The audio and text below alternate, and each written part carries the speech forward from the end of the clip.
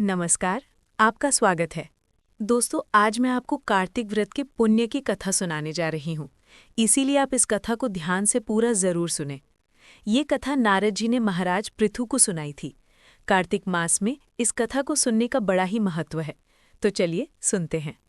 एक बार की बात है, राजा पृथु ने आदरपूर्वक नारद मुनि से प्रश्न किया, हे मुनिश्रेष्ठ, आपने तुलसी महात्म्य तथा कार्तिक माह के व्रत के बारे में बहुत कुछ बताया है।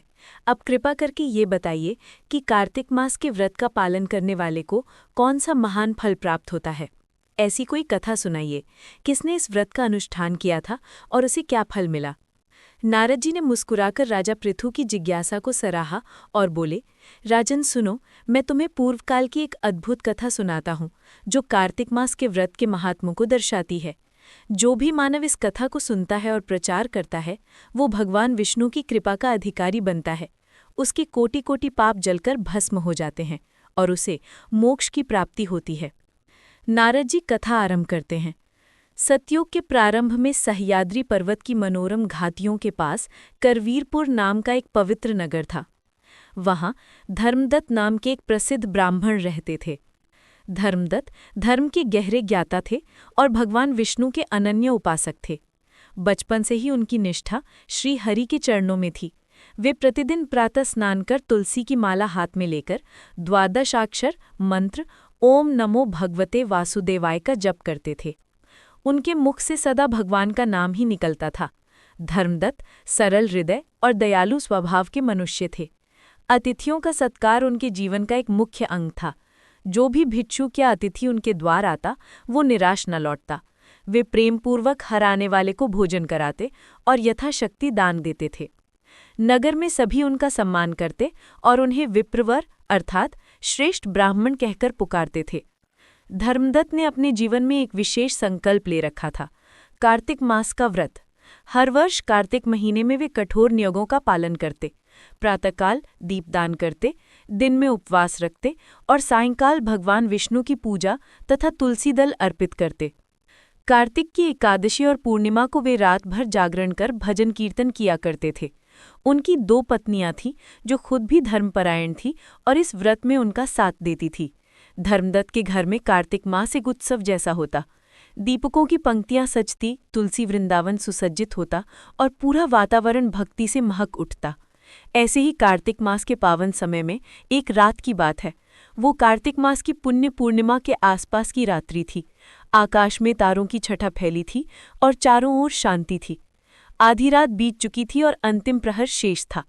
धर्मदत्त स्नान ध्यान करके अपने घर से भगवान विष्णु के मंदिर में रात्रि जागरण के लिए निकल पड़े। हाथ में दीपक टिमटिमा रहा था। दूसरी भुजा में पूजा की थाली थी जिसमें फूल, दीपक, नैवेद्य और तुलसी दल रखा हुआ था। ठंडी हवा बह रही थी, पर उनके मन में भक्ति की ऊष्मा थी जो उन्हें आगे बढ़ा रही थी। रास्ता सुनसान था। दूर कहीं झिंगुरों की आवाज़ और पेड़ों पर पत्तों की सरसराहट सुनाई दे रही थी। धर्मदत्त एकाग्रचित होकर श्रीहरि का स्मरण करते हुए मंदिर की ओर चले जा रहे थे। उनके मन में अपार शांति थी और हृदय में भगवान के दर्शन की उमंग। तभी अचानक उस निस्तब्ध रात्रि की शांति को भंग करती हुई एक भयंकर गर्जना सुनाई दी। धर्मदत्त ठिठक कर रुक गए। उन्होंने चारों ओर देखा। घने अंधकार में सामने के मार्ग पर एक विकराल आकृति उनकी ओर बढ़ती दिखाई दी।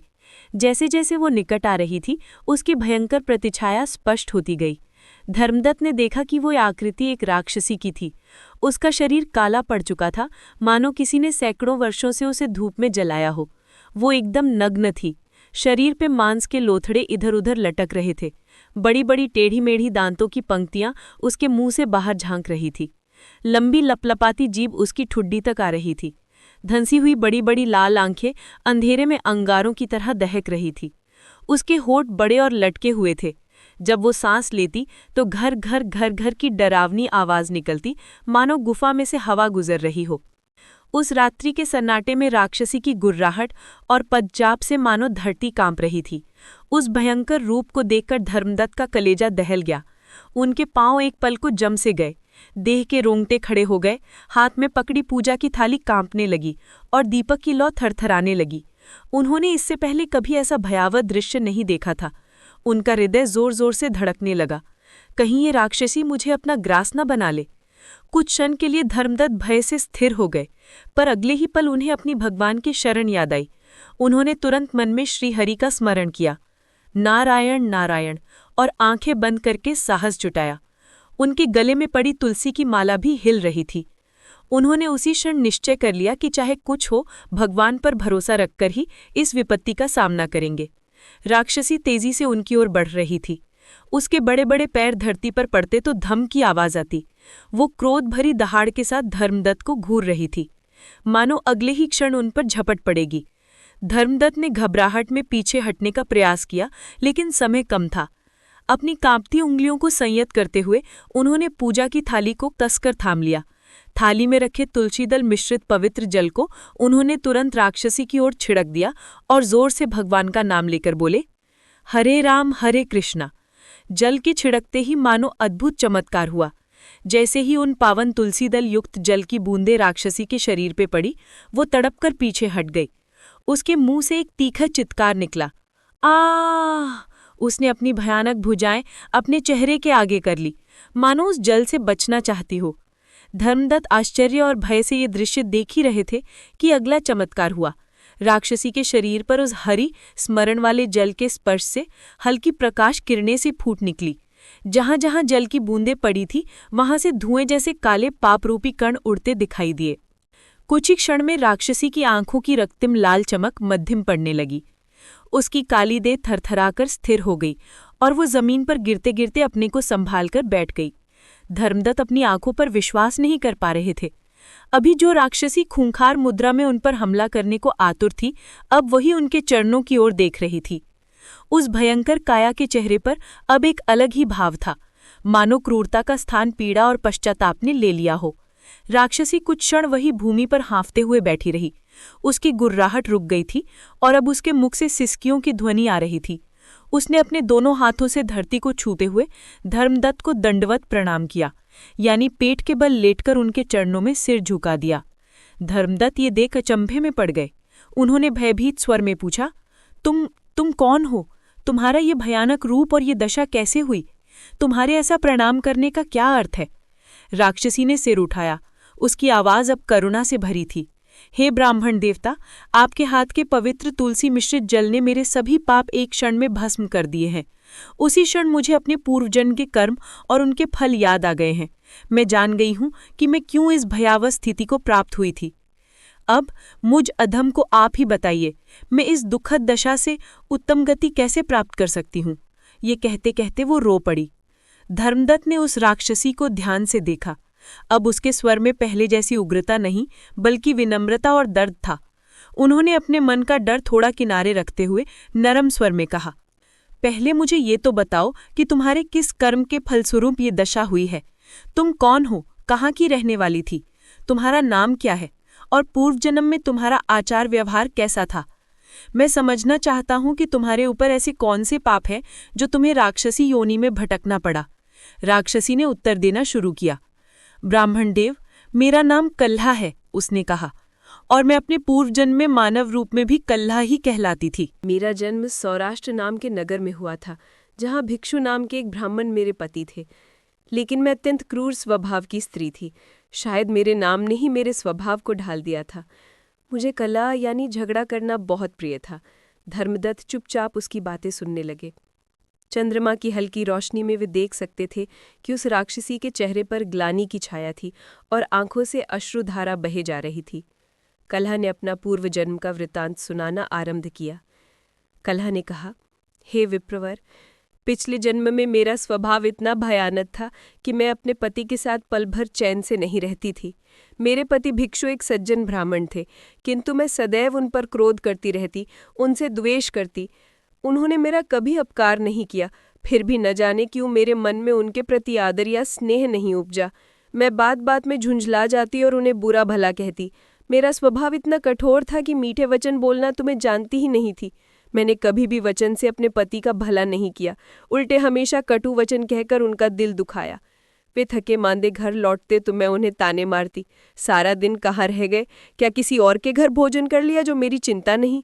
जबकि सत्य ये होता कि वे मंदिर या यज्ञशाला में होते, धर्म कार्य में लगे होते, लेकिन मैं बिना कारण उन पर संदेह करती और कटु शब्दों से उनका स्वागत करती। घर में यदि मिठाइयाँ या स्वादिष्ट भोजन बनाती तो सारा अपने लिए संभाल कर रखती और अपने स्वामी को उसमें से कुछ भी न देती। इतना ही नहीं, मैं घर के काम भी ढंग से नहीं करती थी। मेरे पति पूजा पाठ या यज्ञ करके आते तो देखते कि घर अस्त व्यस्त है, भोजन समय पर तैयार नहीं। अगर वे कुछ कहते तो मैं उल्टा उन्हीं पर क्रोध करती। आपको तो बस शिकायत करनी है हर समय। कोई गलती मानना तो दूर, मैं उन्हें ही भला बुरा कह देती। मेरे व्यवहार से वो भीतर ही भीतर बहुत दुखी रहते थे। धीरे धीरे मेरे कारण घर का सुख शांति समाप्त हो गई। भिक्षु जी दिन रात चिंता में डूबे रहते, उनका मन सदा उद्विग्न रहता था। मैं हर छोटी बात पर झगड़ा खड़ा कर देती, इसलिए मेरा नाम कलह सार्थक हो गया था। आस पड़ोस में भी मेरे स्वभाव की चर्चा होती। कोई हमारे घर आना पसंद नहीं करता, ना किसी रिश्तेदार ने मेरा साथ टिक पाता। एक दिन तो हद ही हो गई। मेरे पति किसी यज्ञ के उपरांत घर लौटे और भूख से व्याकुल थे। मैंने जानबूझकर रसोई में देरी की और खाना ठंडा परोसा। जब उन्होंने कहा कि भोजन ठंडा है तो मैंने तिल का ताड़ बना दिया। चिल्लाकर बोली, हाँ हाँ, मैं तो आपकी दासी हूं ना, बस मुझसे ही शिकायत निकलेगी। मेरे पति स्तब्ध रह गए कि मैं इतने क्रोध में क्यों हूं। उस दिन उनकी आंखों में आंसू आ गए। वे चुपचाप भूखे ही सोने चले गए। उनकी उस विवशता भरी चुप्पी ने मानो मेरा दिल भी पत्थर कर दिया था। मैं फिर भी खुद को नहीं बदल सकी। उल्टे मुझे अपनी जीत महसूस हुई कि मैंने उन्हें चुप करा दिया। ऐसी पापी थी मैं। इतना कहते कहते कलह सुबकने लगी। धर्मदत्त ने गहरी सांस ली। उन्होंने कलह की आप बीती में छिपे पश्चाताप को महसूस किया और पूछा, फिर तुम्हारे पति ने क्या किया? उन्होंने तुम्हें समझाने का प्रयास नहीं किया कभी? कलह ने आंसू पूछकर जवाब दिया, उन्होंने बहुत प्रयास किया मुझे समझाने को। कई बार शांति से बोले कि कलह, अपना स्वभाव बदल लो, हम प्रेम से रहे। पर मैं हर बार उनकी विनम्रता को कमजोरी समझ और अधिक सिर चढ़ जाती। अंततः एक दिन उन्होंने हार मान ली। मेरे कारण उनका जीवन नर्क बन चुका था। उन्होंने तय किया कि वे दूसरी स्त्री से विवाह करेंगे ताकि शायद नया संबंध उन्हें सुख दे सके या मैं सुधर जाऊं। पर मैं इतनी दुष्टता थी कि उन्हें उस निर्णय तक पहुंचा दिया। धर्मदत्त ने गंभीर स्वर में पूछा, फिर क्या हुआ? तुम्हारे पति ने दूसरी शादी कर ली? कलह ने सिर हिलाकर कहा, मुझे जैसे ही ये पता चला कि वे दूसरी शादी का विचार कर रहे हैं, मेरा क्रोध 7वें आसमान पर जा पहुंचा। मैं आपे से बाहर हो गई। मुझे अपना अपमान महसूस हुआ। हालांकि सच्चाई ये थी कि उस अपमान की जड़ में स्वयं थी। क्रोध, अहंकार और हताशा में मैंने भयंकर कदम उठाया। मैंने विष खा लिया और अपने प्राण त्याग दिए। इतना कहते हुए कलह की आवाज़ भर आ गई। वो आंसू रोकने का प्रयास करती रही, पर उसकी सिसकियां तेज हो गई। मुझे जरा भी बुद्धि ना रही उस समय। वह बोली, मैंने सोचा था कि मेरे मर जाने से शायद मेरे पति को अपराध बोध होगा, या यूं कहूं कि मैं अपने पति को दंड देना चाहती थी कि वह दूसरी स्त्री लाने की सोच भी कैसे सकता है। पर सच में ये भी मेरा घोर पाप ही था। अपने पति को कारण बनाकर आत्महत्या जैसा पाप कर बैठी। धर्मदत्त ये सुनकर स्तब्ध रह गए। एक पत्नी द्वारा अपने पति को मानसिक कष्ट देने के लिए स्वयं अपना जीवन ले लेना, यह तो अत्यंत मूर्खतापूर्ण तथा घोर पाप था। उन्होंने करुणा भरी दृष्टि से कलह को देखा, जो जमीन की धूल में लौटकर पश्चाताप कर रही थी। कलह ने स्वयं को संभाला और अपनी कथा आगे बढ़ाई। मैंने जैसे ही शरीर छोड़ा, मुझे तुरंत अपने कृत्यों का फल मिलने लगा। मेरे मरते ही 2 डरावने यमदूत प्रकट हुए। उनके रूप वर्णन से परे भयावह थे। काले नीले विशाल शरीर, लाल जलती आंखें, हाथों में लोहे के संघर, और मैं तो पहले से ही आतंक में थी। उन्होंने मुझे मेरे सूक्ष्म शरीर से पकड़ लिया। मैं चिल्लाई, रोई, उनसे दया की भीख मांगी, पर उन्होंने एक न सुनी। वे मुझे बांधकर घसीटते हुए ले चले। रास्ते भर वे मुझे पीटते जाते। मैं दर्द से कराहती रही, पर मेरे बचाव को कोई न आया। उस समय मुझे पहली बार एहसास हुआ कि मैंने क्या अनर्थ डाल डाला है, किंतु पश्चाताप का समय निकल चुका था। अब तो मुझे अपने पापों का दंड भुगतना ही था। कुछ ही देर में यमदूत मुझे यमलोक ले पहुंचे। वहां यमराज का भव्य दरबार सजा था। धरती के सभी जीवों के कर्मों का हिसाब रखने वाले धर्मराज यम अपने सिंहासन पर बैठे थे। उनका विशाल स्वरूप न्याय की प्रतिमूर्ति जैसा लग रहा था। बड़े बड़े नेत्र, मुकुट पर चमकती ज्योति, हाथ में दंड। उनके सम्मुख पहुंचते ही यमदूतों ने मुझे धरती पर पटक दिया और निवेदन किया, धर्मराज, ये पापिनी स्त्री अपने प्राण स्वयं त्याग कर आई है। आदेश हो तो इसका कर्म फल बताया जाए। यमराज ने अपने भयंकर स्वर में आदेश दिया, चित्रगुप्त, इस नारी के जीवित रहते जो भी कर्म हुए हैं उनका लेखा देखो। जरा देखो इसके जीवन का क्या इतिहास है और इसी के अनुसार इसे दंड या फल निश्चित करो। मैं कांपती हुई न्याय के देवता यमराज के सिंहासन के समक्ष खड़ी थी। एक ओर यमदूत मुझे घूर कर खड़े थे, दूसरी ओर एक महाकाय पुस्तक खोले चित्रगुप्त जी खोज कर रहे थे कि मेरे कर्मों का लेखा जोखा कहाँ है। मेरे मन में प्रबल भय था, साथ ही पश्चाताप भी कि जीवन भर मैंने एक भी पुण्य का काम नहीं किया जिसकी दुहाई दे सकूं। कुछ क्षण बाद चित्रगुप्त जी ने मेरा भाग्य विवरण पढ़ना शुरू किया। उन्होंने घोषणा की, धर्मराज, इस स्त्री ने अपने जीवन में कोई भी शुभ कर्म नहीं किया है। इसका जीवन अधर्म, क्रूरता और स्वार्थ से भरा रहा है। इसलिए इसे एक के बाद एक घोर योनियों में जन्म लेकर अपने पापों का भल भोगना होगा। मेरे रोम रोम सिहर उठे। मैं हाथ जोड़कर कहीं, क्षमा करें, क्या कोई मार्ग नहीं? लेकिन किसी ने मेरी विनती पर ध्यान नहीं दिया। चित्रगुप्त आगे बोले, इस स्त्री ने स्वादिष्ट भोजन और मिठाइयां खुद तो खाई, पर कभी अपने पति को प्रेम से नहीं खिलाई। सदैव इनके हिस्से की चीजें भी स्वयं हड़प ली। इस स्वार्थ और लालच के फलस्वरूप अगले जन्म में ये बलगुली की योनि अर्थात चमगादड़ बनकर जन्म लेगी, जो अंधेरे कोनों में उल्टा लटकती है और गंदगी खाकर जीवन यापन करती है। यमराज गंभीर मुद्रा में सुन रहे थे। चित्रगुप्त ने आगे कहा, और इसने अपने जीवन में सतत अपने पति से द्वेष किया है, उनसे कलह करती रही है। अपने स्वामी के प्रति इसके हृदय में कभी प्रेम नहीं रहा, केवल लड़ाई झगड़ा किया है।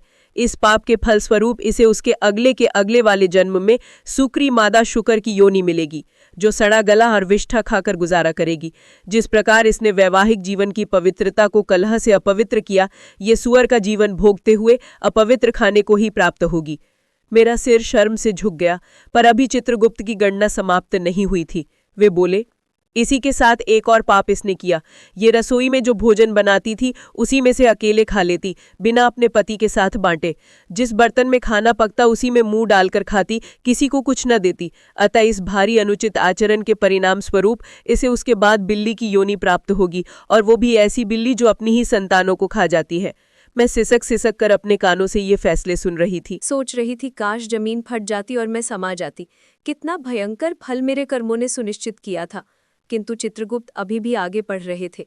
मेरे तो पैरों तले जमीन ही न थी। उन्होंने अंतिम दंड बताया, और सबसे बड़ा पाप, इसने अपने पति को कारण बनाकर स्वयं अपने प्राण लिए हैं।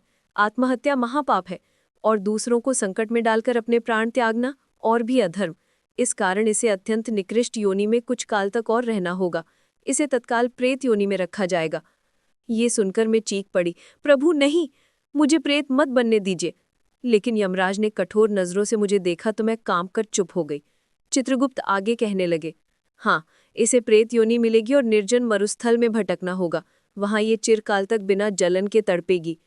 जब तक इस प्रेत योनि का दंड पूर्ण नहीं होगा, तब तक ये मोक्ष तो दूर, अगला जन्म भी नहीं पा सकेगी। तत्पश्चात इसे क्रमशः उन 3 योनियों, चमगादड़, शुकर और बिल्ली में जाना होगा जिनका उल्लेख हुआ, जिससे ये अपने पाप भोगे। चित्रगुप्त ने भारी पुस्तक बंद की और बोले, धर्मराज, इसका निर्णय हो चुका है। यमराज ने दंड की घोषणा को स्वीकृति दी और आदेश दिया, इसे ले जाओ और मरु प्रदेश में छोड़ दो। ये प्रेत बनकर वहां भटकेगी, फिर समय आने पर इसके अगले जन्म होंगे। मेरे पांवों तले अंधकार छा गया। यमदूत तुरंत आज्ञा का पालन करने के लिए मुझे घसीटते हुए वहां से ले चले। मैं असहाय रोती बिलखती जा रही थी। कोई मेरी सुनने वाला नहीं था। मुझे अपने जीवन की एक एक गलती अब शूल बनकर चुभ रही थी। राजन, इसके बाद जो हुआ वो और भी भयानक था। यमदूतों ने मुझे घसीटकर एक विकट मरुभूमि में ला पटक दिया। वहां चारों ओर सिर्फ सूखी रेत के टीले थे। दूर दूर तक न पानी, न हरियाली, न किसी मानव का चिन्ह। रातें काली, स्याह और सर्द, दिन तपते हुए अग्नि समान। उस निर्जन मरुस्थल में मैं प्रेत आत्मा बनकर अकेली भटकने को अभिशप्त थी। प्रेत योनि में मेरा अस्तित्व बड़ा ही दुखमय था। अब मेरा कोई स्थूल शरीर नहीं था, केवल एक सूक्ष्म भयानक रूप था, हवा जैसा हल्का, पर फिर भी बंधा हुआ। मैं चलती तो मेरे पैरों के निशान नहीं पड़ते, बोलती तो कोई जीवित मनुष्य सुन नहीं सकता। मुझे लगातार तेज भूख प्यास महसूस होती, पर मैं कुछ खा पी नहीं सकती थी। हाथ बढ़ाकर किसी फल को छूती तो हाथ आर पार निकल जाता। पानी के पोखर को होठों से लगाने की चेष्टा करती, पर पानी स्पर्श नहीं होता। ये तृष्णा मुझे व्याकुल करती, पर कहीं कोई तृप्ति का उपाय न था।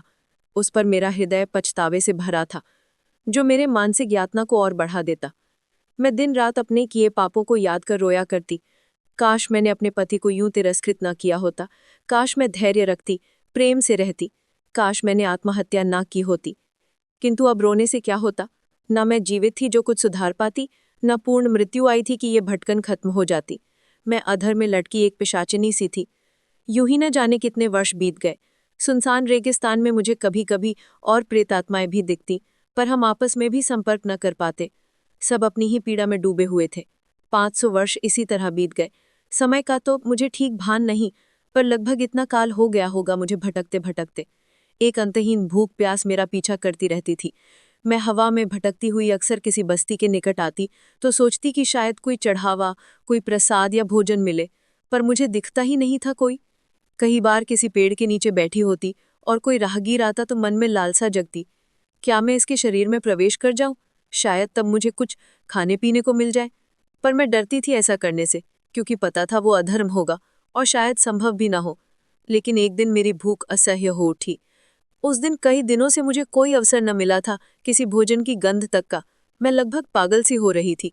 तभी मैंने एक वणिक व्यापारी को अकेले यात्रा करते देखा। वो एक सौदागर था जो किसी व्यापार के सिलसिले में जा रहा था। उसके बैलगाड़ी पर भोजन का सामान, पानी की मशक, सब कुछ था। मेरी आंखें भूख से लाल हो रही थी। मैं स्वयं पर संयम न रख सकी। मैंने वही पाप कर डाला जिससे अब तक स्वयं को रोक रही थी। मैंने उस बनिए के शरीर में प्रवेश कर लिया। उस क्षण से मैं उसकी देह में छिपकर उसके साथ चलने लगी। उसने एक उपहार सराय पर रुककर भोजन किया तो मैं भी उसकी इंद्रियों के माध्यम से भोजन का स्वाद पाने लगी। आह, न जाने कितने 100 वर्षों बाद अन्न का स्वाद पाया था मैंने, मगर यह क्षणिक था। मैं पूरी तरह उस शरीर की मालिक नहीं थी। वो व्यक्ति स्वयं खाना खा रहा था। मैं तो बस परछाई की तरह जुली थी। फिर भी मुझे कुछ तृप्ति मिली, कुछ शक्ति मिली। मैंने निश्चय किया कि कुछ समय इसी शरीर में रहकर अपनी भूख शांत करूंगी। वो वणिक व्यापारी दक्षिण दिशा की ओर यात्रा कर रहा था। मैं मन ही मन प्रसन्न थी कि कम से कम अब मनुष्य के शरीर से जुड़े रहने से मुझे अन्न जल की अनुभूति मिल जाएगी, पर विधि को शायद कुछ और ही मंजूर था। कुछ दिनों पश्चात वो वणिक भारतीय व्यापारी दक्षिण भारत में कृष्णा और वेणी नदियों के संगम पर पहुंचा। वो एक पुण्य तीर्थ स्थल है। कहते हैं वह शिव और विष्णु दोनों की कृपा दृष्टि सदैव रहती है। जैसे ही वो व्यक्ति उस पुण्य संगम के किनारे उतरा, मेरे भीतर हलचल मचने लगी। मैंने उस पवित्र भूमि पर पैर रखा ही था कि अचानक एक अदृश्य शक्ति ने मुझे उस बनिए के शरीर से जोर का धक्का देकर बाहर निकाल दिया। मैं चौंककर दर्द से करहाती हुई रेत पर गिरी। मैंने अपनी सूक्ष्म आंखों से देखा, 2 दिव्य प्रकाशमान पुरुष वहां प्रकट हुए थे। वे भगवान शिव और भगवान विष्णु के पार्षद थे, दिव्यगण जिन्होंने उस तीर्थ की रखवाली की और किसी अपवित्र आत्मा को वहां ठहरने नहीं देते। उन्होंने कठोर स्वर में मुझे ललकारा, दुष्ट प्रेत, तुरंत इस पवित्र स्थान से दूर हो जा। उनकी तेजस्वी चमक के सामने मेरी काली प्रेत छाया क्षीण पड़ गई। मुझे लगा जैसे आग की लपट ने मुझे घेर लिया हो। भय के मारे मैं तुरंत वहां से भाग खड़ी हुई। बनिया बेहोश होकर गिर पड़ा था। उसके शरीर से मेरा कब्जा छूटते ही वो मूर्छित हो गया, मगर कम से कम वो अब स्वतंत्र था। मैं अपने किए पर फिर पछतावा कर रही थी, पर मेरे लिए तो कहीं थौर न था। उस दिन के बाद से हे ब्राह्मण देव, मैं और भी दयनीय स्थिति में भटक रही हूँ। भूख प्यास तो अब भी सताती है, पर उस घटना ने मुझे इतना डरा दिया कि दोबारा किसी के शरीर में प्रवेश करने का साहस न हुआ। मैं निर्बल होकर इधर उधर फिरती रही और आज मेरी भटकन मुझे यहाँ तक ले आई जहाँ आपका मुझसे सामना हुआ। जब मैंने आपको इस मार्ग पर जाते देखा तो पहल पहल मेरे मन में फिर वही पिशाची वृत्ति जागी। आह, एक मनुष्य, शायद इसे मारकर इसका रक्तपान कर लूं या इसकी पूजा की थाली का प्रसाद छीन कर खा लूं। मैं आपके पीछे लग गई थी इसी दुष्ट इरादे से, परंतु आपके हाथ से छिटके हुए तुलसी मिश्रित जल ने मेरे सारे पाप को भस्म कर दिया। उस पवित्र जल के पड़ते ही मुझमें जैसे 100 वर्षों का अंधकार मिट गया। जो आवरण मेरे चित्त पर था वो हट गया। आपके हरि नाम स्मरण के प्रभाव से मेरा हृदय शुद्ध हुआ और मुझे समस्त पाप दिखाई देने लगे। मेरी राक्षसी वृत्ति शांत हो गई। आपने उसी क्षण मेरे भीतर छिपी आत्मा को झकझोर दिया, मुझे पीछे लौटने का मार्ग दिखा दिया। अब कलहा दोनों हाथ जोड़कर गिड़गिड़ाने लगी, हे द्विज श्रेष्ठ, आप महान हैं जो मुझ पापिनी के ऊपर भी दया करते हुए आपने भगवान का नाम लेकर जल छिड़का। मेरे पाप तो नष्ट हो गए हैं, किंतु मैं अभी भी इस प्रेत देह में बंधी हूँ। मेरा उद्धार अब कैसे होगा? 3 भयंकर योनि, चमगादड़, शुकर और बिल्ली मेरा इंतजार कर रही हैं भविष्य में। क्या कोई उपाय है जिससे मुझे इन नारकीय योनियों से छुटकारा मिल जाए? मैं दुखियारी आपके समक्ष प्रार्थना करती हूँ, कृपा करके मुझे मार्ग दिखाएं। इतना कहकर कलहा ने फूट फूट कर रोते हुए धर्मदत्त के पैर पकड़ लिए। वह सिर झुकाए विनती कर रही थी। उसकी आवाज में अपार वेदना और ग्लानि थी। नारद मुनि राजा पृथु को बताते हैं, हे राजन, कलहा की करुण गाथा सुनकर धर्मदत्त के मन पर गहरा प्रभाव पड़ा। वे कुछ देर तक स्तब्ध खड़े रहे। इस पापिनी नारी ने अपने कर्मों से अपना जीवन तबाह किया और अब सदियों से भयावह यंत्रणा झेल रही है। ये सोचकर उनके हृदय में मिश्रित भाव उठे। उन्हें कलह के कर्मों से वितृष्णा भी हुई कि कोई स्त्री इतनी निर्दयी और कलहप्रिय कैसे हो सकती है, पर साथ ही उसकी दुर्दशा देखकर उनके करुण हृदय में दया का सागर उमड़ आया। धर्मदत्त ने कलह को अपने पैरों पर यूं गिरे देखा तो जल्दी से अपने दोनों हाथों से उसे उठाने का प्रयत्न किया। उठो बेटी, उठो, रो मत। ईश्वर की लीला अद्भुत है। उन्होंने हमारी भेंट करवाई है तो अवश्य तुम्हारे उद्धार का कोई न कोई मार्ग निकलेगा। कलह ने आंसू पोंछते हुए आशा भरी निगाहों से धर्मदत्त को देखा। धर्मदत्त कुछ पल सोच में डूब गए। एक तरफ ये सत्य था कि कलह के स्वयं के किए हुए पाप थे और शास्त्रों के अनुसार तीर्थ, दान, व्रत आदि शुभ साधनों द्वारा ही पापों का क्षय संभव है। लेकिन समस्या ये थी कि कलह को प्रेत योनि में थी। बिना स्थूल शरीर के वह कोई तीर्थ पर स्नान नहीं कर सकती, कोई दान पुण्य नहीं कर सकती, न वो व्रत उपवास रख सकती है। इन शुभ कर्मों में उसका अधिकार नहीं था। धर्मदत्त मन ही मन श्रीहरि का नाम जपते हुए समाधान सोचने लगे। उनके समक्ष एक निर्दोष दिखने वाली पछताती आत्मा खड़ी थी जो कभी बहुत बड़े पाप कर चुकी थी, लेकिन अब पश्चाताप की अग्नि में जल रही थी। उन्होंने अनुभव किया कि यदि वे इसे यूं छोड़ देंगे तो ये फिर अनंत काल तक कष्ट भोगेगी। उनका कोमल हृदय ये गवारा नहीं कर पाया। उन्होंने अपने भीतर उठते करुणा तरंग को प्रभु की प्रेरणा समझा। तभी उनके मन में एक उजास की तरह विचार आया, पुण्य का दान। हाँ, व्रत, उपवास, तप के पुण्य का दान किसी जीव को किया जा सकता है। ये शास्त्र सम्मत था और स्वयं भगवान दयालु हैं, वे अपने भक्तों की भेंट स्वीकार करते हैं। अगर धर्मदत्त अपने संचित पुण्यों का कुछ अंश इस प्रेतनी को दे दें तो शायद इसकी मुक्ति हो जाए। निश्चित निर्णय पर पहुंचकर धर्मदत्त ने कोमल स्वर में कलहा से कहा, देखो कलहा, तीर्थ स्नान, दान पुण्य, व्रत अनुष्ठान, इनसे पाप कटते हैं, पर तुम तो अभी प्रेत शरीर में हो, इसलिए दुर्भाग्य से तुम स्वयं यह कार्य नहीं कर सकती। फिर भी तुम्हारी ग्लानि देखकर मेरा मन बहुत व्यथित है। मैं तुम्हें इस हाल में छोड़ दूंगा तो मेरा हृदय कभी शांत नहीं होगा। तुम्हारी सहायता के लिए मैं जो भी कर सकूंगा करूंगा। मैंने जन्म से लेकर आज तक कार्तिक मास के व्रत का जो भी अनुष्ठान किया है उसका आधा पुण्य मैं तुम्हें देता हूँ। मेरे पूरे जीवन भर के कार्तिक व्रतों का अर्जित पुण्य अब आधा तुम्हारा और आधा मेरा। इस पुण्य के बल से तुम उत्तम गति को प्राप्त हो जाओगी। कलहा को अपने कानों पर विश्वास नहीं हुआ। वो विस्मारित नेत्रों से धर्मदत्त को देखती रह गई। ब्राह्मण देवता, आप अपना कमाया हुआ आधा पुण्य मुझे दान देंगे? मैं तो इसके योग्य भी नहीं, वह हकलाते हुए बोली। धर्मदत्त ने हाथ उठाकर उसे चुप कराया। शांत हो पुत्री, दीन दुखियों पर दया करना ही सच्चा धर्म है। यदि भगवान ने मुझे इतना साधन दिया कि मैं व्रत उपवास कर पुण्य संचय कर सका, तो उसका सही उपयोग यही है कि उस पुण्य का अंश किसी दुखी प्राणी के काम आए। इसमें संकोच मत करो, ये सब नारायण की ही संपत्ति है, हम तो निमित्त मात्र हैं। कलहा की आंखों में कृतज्ञता के आंसू चमक उठे। उसने दोनों हाथ जोड़कर भगवान विष्णु को धन्यवाद दिया और ब्राह्मण देव को भी बारंबार प्रणाम किया। धर्मदत्त ने अब स्थिर चित्त होकर उस पुण्य के दान की क्रिया संपन्न करनी चाहिए। वे कलहा से कुछ हटकर खड़े हो गए और आंखें बंद कर भगवान का ध्यान करने लगे। उन्होंने दोनों हाथ जोड़कर मन ही मन प्रार्थना की, हे भगवान नारायण, हे माधव, यदि मैंने जीवन में तन मन से आपका स्मरण किया है, कार्तिक मास के व्रत का पालन किया है, तुलसी पूजन किया है, तो इसका जो भी पुण्य फल है वो आपको समर्पित है। मैं उस पुण्य का आधा भाग इस दुखियारी आत्मा को अर्पित करता हूँ ताकि इसका उद्धार हो। प्रभु, मेरी भेंट स्वीकार करें। इसके बाद धर्मदत्त ने कलहा से कहा, वत्स, मैंने जो द्वादशाक्षर महामंत्र जीवन भर जपा है उसे तुम सुनो और हृदय में धारण करो। कलहा ने श्रद्धा से सिर हिलाया। धर्मदत्त ने ऊंचे स्वर में द्वादशाक्षर मंत्र का उच्चारण करना आरंभ किया। ओम नमो भगवते वासुदेवाय। मंत्र की ध्वनि निशब्द रात्रि में गूंजने लगी। मनोहर शक्ति उस मंत्रोच्चार में समाहित थी। कलहा मंत्र सुनते ही शांति चित्र होकर आंखें बंद कर उसे अपने मन में दोहराने लगी। फिर धर्मदत्त ने अपने कमंडल से, जिसमें थोड़ा गंगा जल और तुलसी दल था, कुछ जल अपने हाथ में लिया। उन्होंने भगवान का स्मरण करके मंत्र स्नान देने हेतु कलहा के सिर पर वह जल अर्पित किया, मानो अभिषेक कर रहे हों। जैसे ही शुद्धिकरणार्थ जल की धार कलहा के ऊपर गिरी, एक अद्भुत घटना घटी। जल पड़ते ही कलहा के प्रेत शरीर में एक तेज प्रकाश प्रस्फुटित हुआ। उसका काला भयंकर आकार धुएं की भांति छटने लगा। कलहा ने अपना चेहरा ऊपर उठाया। विस्मय और आनंद से उसका मुख दमक उठा था। देखते देखते वह कुरूप राक्षसी देह मिटने लगी और उसके स्थान पर एक दिव्य नारी का रूप उभरने लगा। कलहा की आत्मा को मानो जन्मों का बंधन तोड़कर नया शरीर मिल रहा था। एक शुद्ध पाप रहित आभामय शरीर। धर्मदत्त ने अपनी आंखों के सामने ये चमत्कार देखा तो उनकी भक्ति और दृढ़ हो गई। कुछ ही क्षणों में वहां एक सुंदर स्त्री खड़ी थी जिसकी देह से आलोक किरणें निकल रही थी। वह तेजस्विनी ऐसी प्रतीत हो रही थी मानो साक्षात देवी लक्ष्मी हो। गौर वर्ण, सुकोमल अंग, सुनहरे वस्त्र, गले में वनमाला, भाल पर चमकता तिलक और मुख पर अद्भुत शांत मुस्कान। कल्हा पूर्ण रूप से पैशाचनित्व से मुक्त होकर एक दिव्य रूप धारिणी देवी बन चुकी थी। क्षण भर को वह नूतन देवी अपने हाथ पांव को आश्चर्य से देखती रही, मानो विश्वास न हो कि वह फिर से इतना सुंदर रूप पा सकती है। उसकी आंखों से आनंद के आंसू छलक पड़े। वह तुरंत नीचे भूमि पर दंडवत लेट गई और धर्मदत्त के चरणों में सिर रखकर प्रणाम किया।